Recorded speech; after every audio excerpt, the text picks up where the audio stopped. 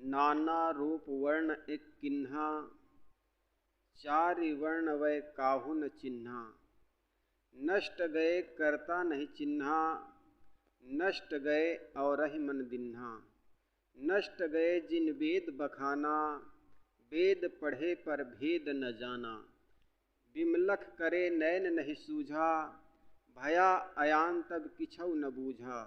नाना नाच नचाए के, नाचे नट के भेष।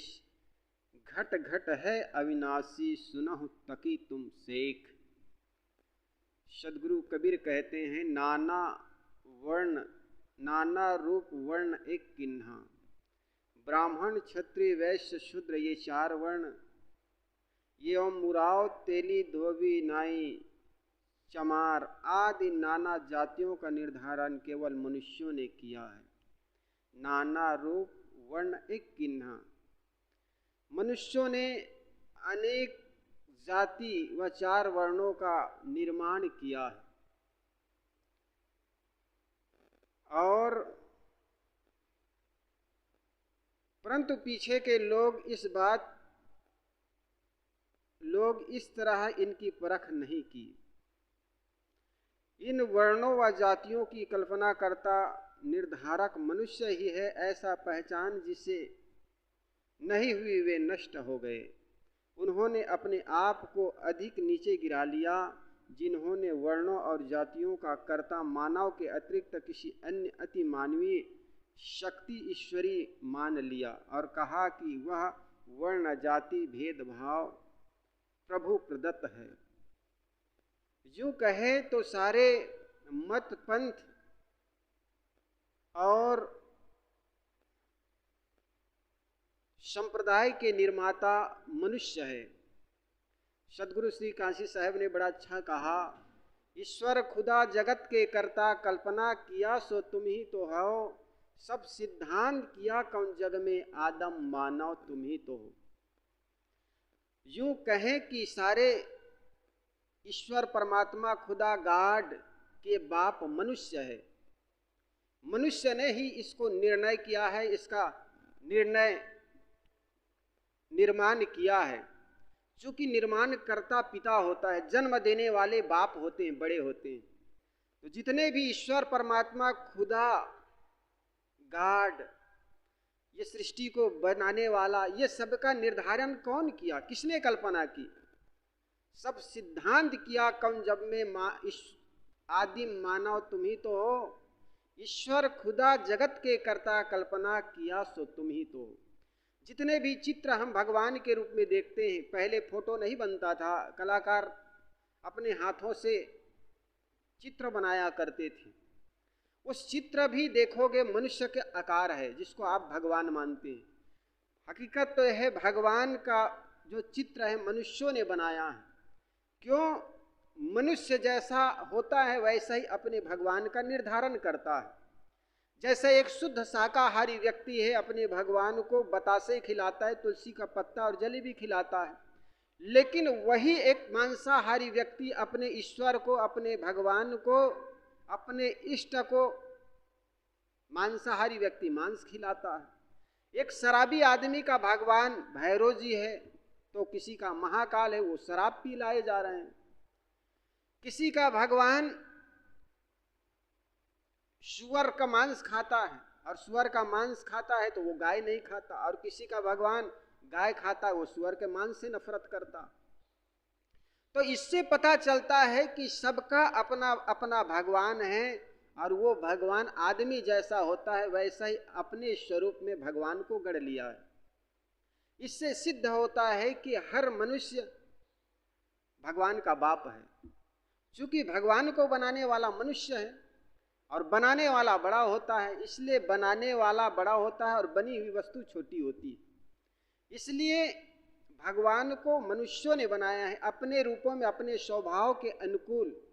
और यही कारण है कि हिंदू परंपरा में जितने भी देव है, जितने भी भगवान है, वे सांवले कलर का है। क्योंकि यहाँ के जो लोग हैं उनको सांवले माने जाते हैं, सांवले कलर का माने जाते हैं। लेकिन आप चीन में चले जाइए, चीन के लोगों के नाक कुछ दबे हुए होते हैं, तो उनके इष्ट उनके भगवान वैसे होंगे।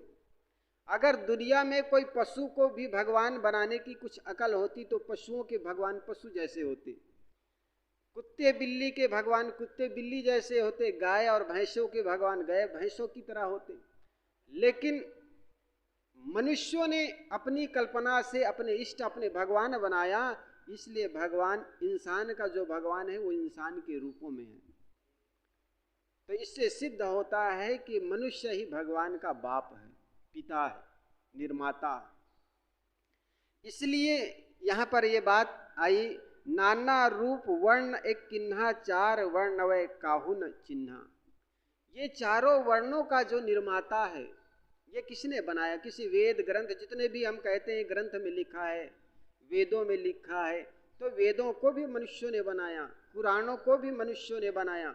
दुनिया में जितने भी ग्रंथ है सारे ग्रंथ मनुष्य रचित है। ये कहे कि भगवान ने ग्रंथ वेद बनाए हैं, तो भगवान ने वेद बनाए हैं ये मानते हो, तो भगवान की कौन सी भाषा थी जिसमें वेद बनाए उन्होंने? क्योंकि भाषा का ज्ञान तो मनुष्यों को है, और मनुष्यों को भाषा का ज्ञान हुआ, फिर उसने लिखना पढ़ना सीखा।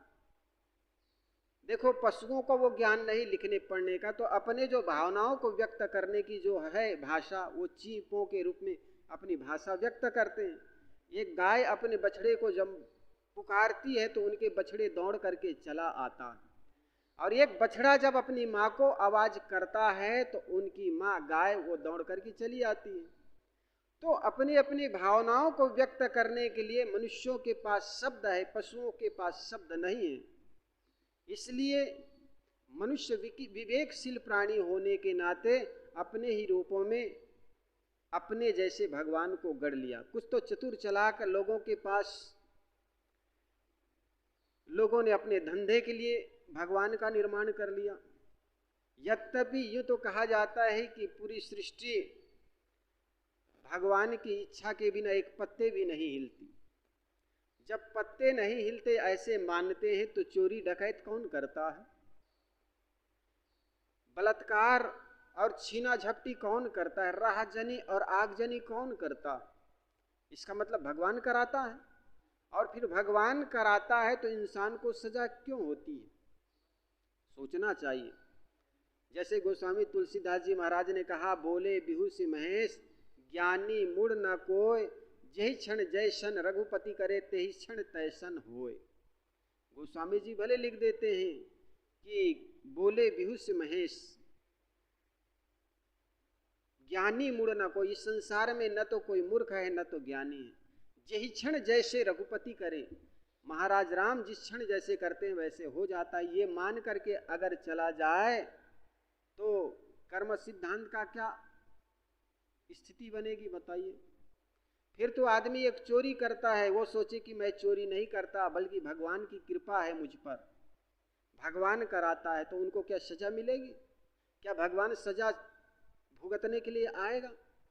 न्याय में अगर ये बात कही जाए तो क्या न्याय करता जज मानेगा? नहीं मानेगा। लेकिन वही गोस्वामी जी बाद में लिखते हैं कि ना को सुख दुख कर दाता, निज कृत कर्म भोग सुन भ्राता। हे भाई, इस दुनिया में सुख दुख के दाता कोई नहीं, बल्कि जो आदमी जैसे कर्म करता है वैसा ही इंसान को फल मिलता है। इसी को सदगुरु कबीर ने कहा, बोए पेड़ बबूल का आम कहाँ से खाए, अपनी करनी आपकी ना माई ना बाप की। जीवन में जैसे कर्म करते हो कर्म का फल देर सबेर मिलता है।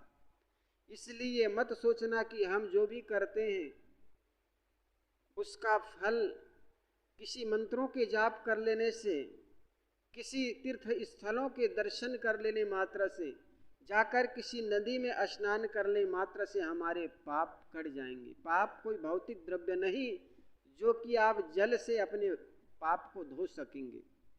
आपके शरीर का मल नहीं है पाप, आपके शरीर का पसीना नहीं है पाप। पाप क्या है? आपके अंतःकरण के विकार है, और वो है काम क्रोध लोभ।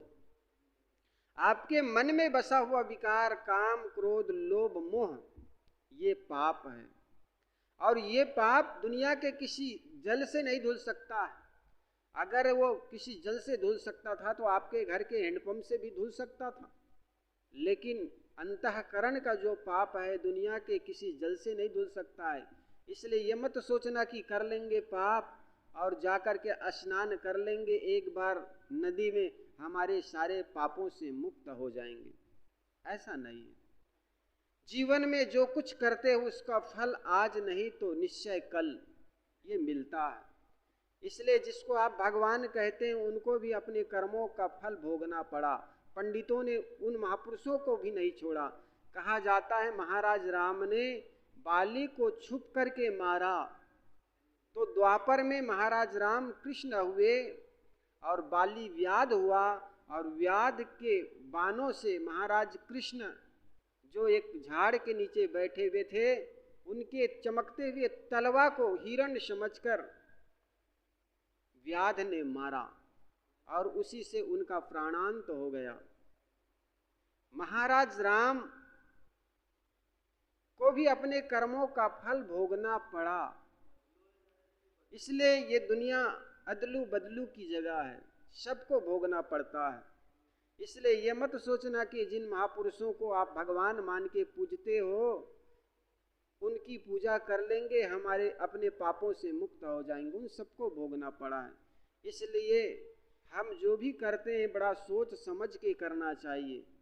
और इसलिए कहते हैं कर ले कमाई ऐसी जो साथ जा सके।